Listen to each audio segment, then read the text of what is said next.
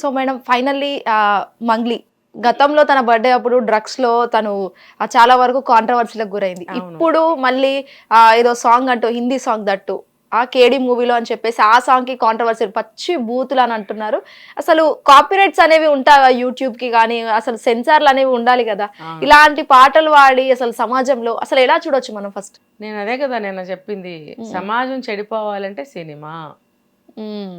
ఇప్పుడు వచ్చే అంటే కంక్లూజన్ మంచిగానే ఇస్తాడు, తప్పదు ఇవ్వాలి కాబట్టి. మరి నడిచిన సినిమా అంతా దేని మీద నడుస్తుంది? ఏదో ఒక దాని మీద నడుస్తుంది. అది కరెక్టా కాదా అనేది వాళ్ళ నిర్మాతలు నిర్ణయించుకోవట్లేదు. కథ రాసిన వాళ్ళు కూడా వాళ్ళు నిర్ణయించుకోవట్లేదు. మరి ఎందుకు అనేది నేను ప్రతిసారి ప్రశ్నిస్తున్నాను. సమాజంలో ఎంతమంది సఫర్ అవుతున్నారు, ఇన్ని విధాలుగా అబ్జెక్ట్ చేస్తున్నారు, ట్రోల్ చేస్తున్నారు, వాళ్ళు ప్రతిసారి కాంట్రవర్సీలో ఇరుక్కుంటున్నారు. ఎందుకు అనే ప్రశ్న వేసుకోరా? ఇప్పుడు వాళ్ళు రాశారు, రాస్తే అయిపోయిందా? వాళ్ళు రాశారు, నేనేం చేయనంటే పాడింది నువ్వేగా. నువ్వు ఒక పెళ్లిగాని అమ్మాయివి, ఆడపిల్లవి, ఇష్టం వచ్చినట్టు నోటుకొచ్చినట్టు పాడేయటమేనా?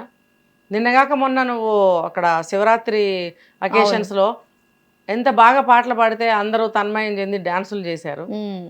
అంటే నువ్వు ఏ రాగంతో ఏ స్టైల్తో పాడావు అనేది పక్కన పెడితే దేవుడి అయితే నువ్వు పాడావు, రైట్. నన్ను అడిగితే దేవుడి పాటలు కూడా అంత హార్ష్గా పాడాల్సిన అవసరం లేదు. అదేంటండి అంతమంది ఫ్యాన్స్ ఉన్నారు దేవుడి పాట అంతా. అవును, ఎక్కడ పాడింది కాబట్టి అక్కడ అలాగే ఫ్యాన్స్ ఉంటారు. దేవుడి పాటలు భక్తి పారవస్యంతో, ఒక మార్ధవమైనటువంటి గొంతుతోటి, చాలా అంటే యువతల భక్తులకి ప్రశాంతత, ఒక భక్తి పారవస్యంతో మునిగిపోయేటట్టుగా ఆ వాయిస్ రాగం కానీ ఆ సౌమ్యత కానీ ఉండాలి. సరే, ఎలా పాడారు అనేది పక్కన పెడదాం, ఇప్పుడు మనం దాంట్లోకి వెళ్ళొద్దు. నచ్చిన వాళ్ళు డ్యాన్స్ చేశారు, నచ్చిన వాళ్ళు పారవస్యం పొందారు, అది పక్కన పెడితే నువ్వు దేవుడి పాటలే కదా పాడావు.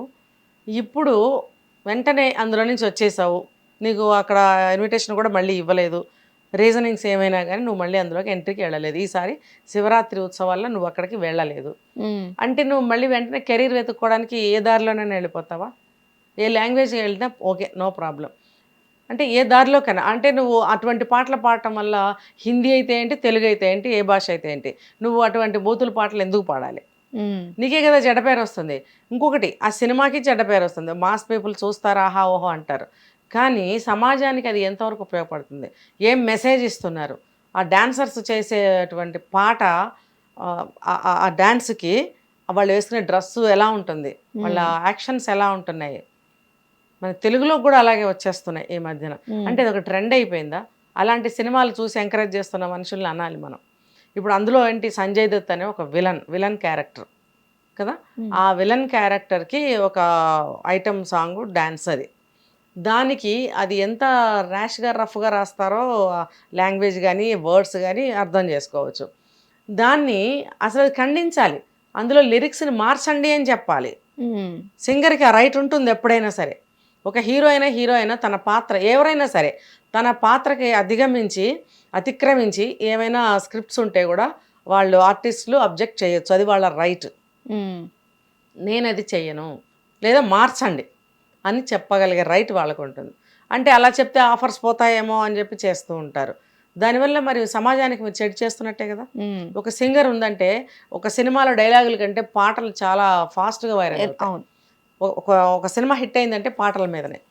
మరి అలాంటప్పుడు ఒక మంచి సాంగ్ ఇవ్వాలి, కానీ ఇలాంటి బూతులు పాట మీరు పెడితే సినిమా హిట్ అయిపోతుందా? ఆ పాటలు విడిగా వినొచ్చు, సినిమాకి రావాలని ఏం లేదు. మరి అలాంటప్పుడు ఈవిడ ఎందుకు పాడాలి? అంటే తన వరకు పాపులారిటీ చూసుకుందా? అంటే నువ్వు ఎదిగే క్రమంలో అడ్డదిడ్డంగా ఎదిగేయటానికి ప్రయత్నిస్తావా? వేసే ప్రతి అడుగు కూడా ఆలోచించి జాగ్రత్తగా, ముందు జాగ్రత్తతో ఆలోచించి వేయాలి కదా. అంటే నువ్వు ఏదో పెద్ద సాధించినట్టు, పెద్ద గోల్ సాధించినట్టు ఫీల్ అయిపోతున్నావా? అది గోల్ సాధించినట్టు కాదు. ఇలాంటి పాటలు నవ్వుకోవడానికి, కాసేపు ఎంటర్టైన్ అవ్వడానికి ఆ కేటగిరీ వాళ్ళు ఏమన్నా వాళ్ళకి నచ్చుతుందేమో, కానీ అందరూ ఇష్టపడరు అలాంటి సాంగ్స్ని. కాబట్టి మెజారిటీ ఆఫ్ పీపుల్ దాన్ని ఇష్టపడరు. కాబట్టి నీకు ఎటువంటి పాపులారిటీ వస్తుంది అనేది కూడా ఆలోచించాలి కదా. అంటే అలాంటి పాట పాడితే మీకు రెమ్యూనరేషన్ ఎక్కువ ఇస్తాం అంటే నువ్వు డబ్బుకు అమ్ముడిపోయావా? డబ్బుకు ఆశపడ్డావా? నువ్వు ఎక్కడ తీసుకున్నా నేను చెప్పిన 2-3 పాయింట్స్లో ఎక్కడా కూడా అది అనుకూలంగా లేదు. అన్నీ కూడా వ్యతిరేకమైన వాతావరణంలోనే నువ్వు చేసావు. అంటే ఒక సాంగ్ సెలెక్షన్ కానీ, లిరిక్స్ సెలెక్షన్ కానీ, లేకపోతే రెమ్యునరేషన్ ఎక్కువ ఇస్తున్నారని కానీ, నువ్వు ఎలా అయినా సరే అన్ని విధాలుగా నువ్వు అది తప్పటడుగే వేసావు. బట్ ఇప్పుడున్న యూత్ ఎవరైతే ఉన్నారో వాళ్ళకి అలాంటివే ట్రెండింగ్ కావాలి, అలాంటివే కావాలి ఎవరు అడిగారు అంటున్నారు. యూత్ కి అలాంటివే కదా చూసేది, అవే కదా అని చాలా మంది అనుకుంటున్నారు. అడిగారా? ఎవరు అడిగారు? ఎవరు వచ్చి ఒక లిరిసిస్ట్ని వచ్చి ఇలాంటి లిరిక్స్ రాయండి మేము ఇష్టపడతామని చెప్పరు. మరి నాటు పాట అందులో RRRలో హిట్ అయింది, ఆస్కార్ అవార్డు వచ్చింది. మరి అది రఫ్గానే ఉంది, మాస్ సాంగే, 2 సింగర్స్ పాడారు, 2 హీరోస్ అందులో డాన్స్ చేశారు. మరి అది హిట్ అవ్వలేదా? స్మార్ట్. బూతులు ఉన్నాయా ఏంటి అందులో? 2 హీరోలు 2 సింగర్స్ పోటీగా పాడారే, మరి అది ఎంత హిట్ అయ్యింది? అందులో బూతులు ఉన్నాయా? ఏమి లేవు. మరి ఆ బూతులు ఉంటేనే హిట్ అవుతాయి అని అనుకోవటం, అని రాయటం వాళ్ళ తప్పు, పాడటం ఏమి తప్పు?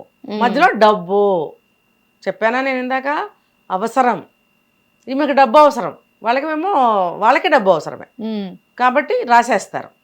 ఆ రాసే వాళ్ళకైనా ఉండాలి, నేను ఇలా రాయను అని చెప్పాలి. ఎందుకు రాయడం అంటే ఆ పాత్ర అటువంటిది అయితే మాత్రం నువ్వు బూతులతో రాయడం ఎందుకు? ఇప్పుడు సినిమాల్లో కూడా కొంతమంది బూతులు ప్రయోగిస్తున్నారు మామూలు డైలాగుల్లో కూడా. అది అవసరమా? అంటే పబ్లిక్ ఇలా పచ్చిగా ఓపెన్ అయిపోతున్నారు కాబట్టి మేము సినిమాల్లో కూడా పెట్టచ్చు అనుకుంటున్నారా?